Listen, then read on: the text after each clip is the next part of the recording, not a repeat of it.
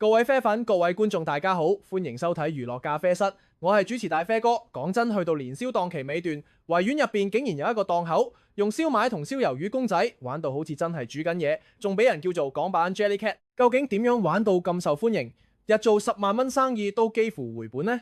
另一邊，蘭花檔話今年賣到差唔多清晒貨，係咪代表本土消費真係回流？今日我哋會慢慢拆解。想知答案留到最後。中意我哋呢啲貼地又清晰嘅深度娛樂生活報導，娛樂咖啡室每日都會再揾多啲第一手消息翻嚟，同大家一齊睇清楚本地文化同消費新趨勢。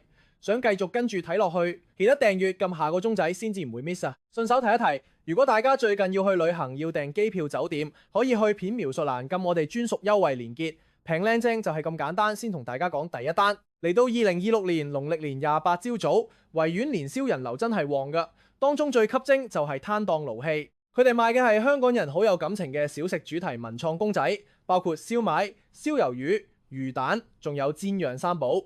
價錢方面，燒賣公仔70蚊起。最有趣就係檔口砌到好似街邊小食檔，自己整咗一套模擬蒸爐同燒烤爐，員工真係會喺爐前面示範，問你要唔要加辣椒油同豉油，成個互動流程做到10足10，好多市民停低打卡。短片喺社交平台瘋傳，唔少人都用港版 Jellycat 嚟形容呢啲本土味十足嘅玩偶檔主。蔡先生話：呢啲公仔係佢同太太自家創作，為咗做出嗰種真實感，由裝飾到設備全部自己諗，加埋租金、來貨、裝置，投資大約30萬蚊。開檔至今日做10萬蚊以上，現時差唔多回本。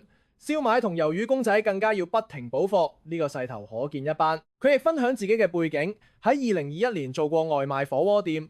但2023年開始，好多港人北上消費，生意回落，合約完結就離開餐飲行業。到今年，佢留意到大家開始留港玩翻轉，覺得大陸嗰邊新鮮感過咗一陣，於是就搏一鋪喺年宵擺檔追本土情懷，最有畫面感一幕係員工喺蒸爐前面一邊夾住燒賣公仔，一邊同客人互動，好似問要唔要加醬油。周邊觀眾邊笑邊拍片，令到成個檔口好似現場表演。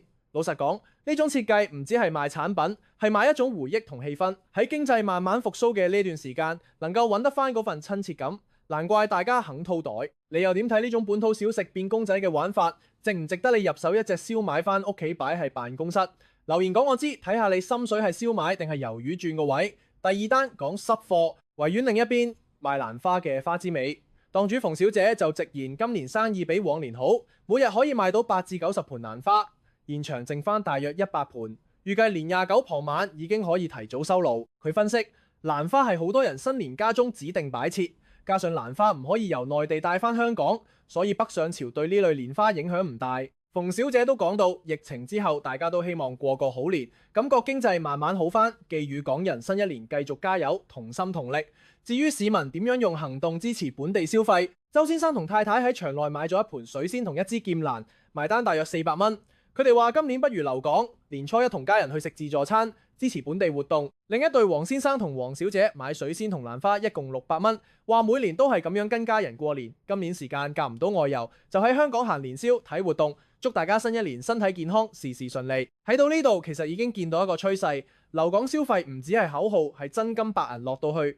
你哋又會點安排新年假？留港行年宵，定係會去翻深圳食個飯先？都歡迎喺留言區分享你嘅過年小計劃。講翻整體，今年維園年宵喺2026年2月10日至17日，一連7日舉行，總共有400個檔位，濕貨180檔賣年花，乾貨216檔賣文創同賀年食品，仲有4個快餐檔。年28一早已經見到人流非常暢旺，年初一清晨都仲可以行得到。除咗勞氣爆紅，其實仲有好多創意位值得一讚，例如有中學學生自家設計嘅《尋秦記》歌詞小巴牌，鐵皮工作室出嘅香港特色鐵牌同手提袋，快餐檔亦加入角色互動體驗，現場氣氛熱鬧。食環署方面亦有巡查快餐檔位，抽檢臭豆腐、碗仔翅等即場小食，確保衛生同食安，俾大家行得安心、食得放心。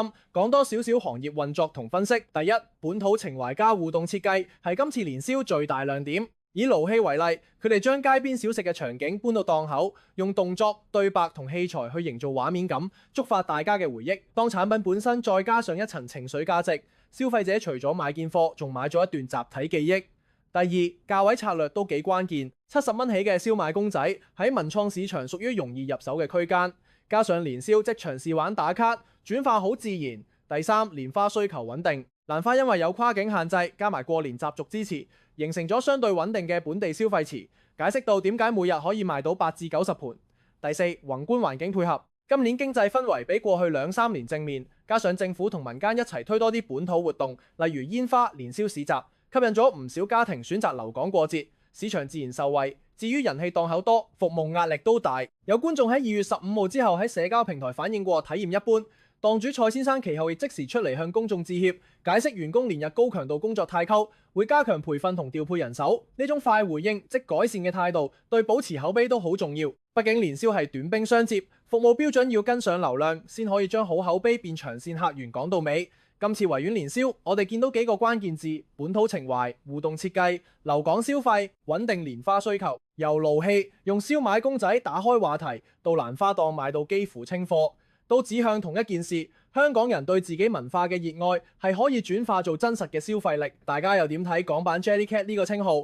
覺得邊款本土小食最應該出公仔版本？你會買俾自己定係買俾朋友過年送禮？留言同我哋傾下。如果你中意今日呢條片，記得俾個 like 分享俾朋友。最重要係訂閱娛樂咖啡室，我哋會繼續為你追蹤年宵到收爐嘅最新情況，之後仲會走訪更多本地檔主，同你拆解每一個爆紅真相，同時提供最貼地嘅消費貼士。撳下個鐘仔，下一條片第一時間送到你。再次提醒，如果近期計劃出遊，機票酒店可以去片描述欄揾我哋嘅專屬優惠連結，幫自己慳返啲。多謝收睇，我係大啡哥，下集再見。